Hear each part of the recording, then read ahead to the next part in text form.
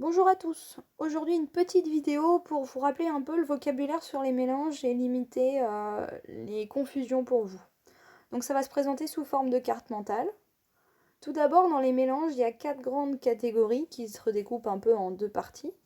D'abord il y a ce qu'on va appeler les dissolutions, puis les dilutions et enfin on va voir les mélanges homogènes ou hétérogènes. Alors, une dissolution qu'est-ce que c'est ? Une dissolution, c'est le mélange d'un solide et d'un liquide, ou d'un gaz et d'un liquide. On a du vocabulaire spécifique pour la dissolution. Le soluté, c'est le solide ou le gaz qui se dissout. Le solvant, c'est le liquide dans lequel ça se dissout. Et enfin, un soluté plus un solvant, quand on a réussi une dissolution, ça forme une solution. Le verbe qu'on va utiliser, c'est dissoudre. Et au niveau de l'adjectif, on va dire que c'est soluble ou dissous.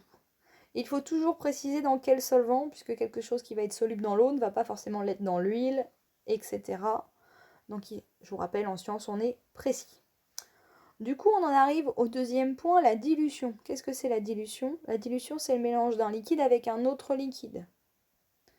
Le verbe qu'on va utiliser, c'est le verbe diluer. Et l'adjectif, c'est miscible. On va dire que, par exemple, le sirop de menthe et l'eau sont miscibles. Si ce n'est pas le cas, on va dire que c'est non miscible. On passe à la troisième partie, homogène. Qu'est-ce que ça veut dire qu'un mélange est homogène ? Un mélange, il est homogène quand, après agitation, on ne peut plus distinguer les constituants à l'œil nu. Je ne peux plus voir les choses que j'avais au départ et du coup j'ai mélangé, je ne peux pas les séparer, je ne les vois plus à l'œil nu. Et je tiens à préciser qu'une dissolution et une dilution, c'est forcément des mélanges homogènes.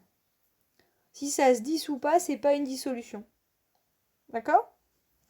Et hétérogène, c'est l'inverse d'homogène. Ça se dit d'un mélange quand, après agitation, on peut distinguer les constituants à l'œil nu. Si vous mettez du sable dans de l'eau, vous allez pouvoir agiter pendant très longtemps, vous verrez encore le sable à la fin. On obtient donc un mélange hétérogène et on n'a pas réussi à faire une dissolution. Voilà pour les rappels pour cette semaine. Bonne journée!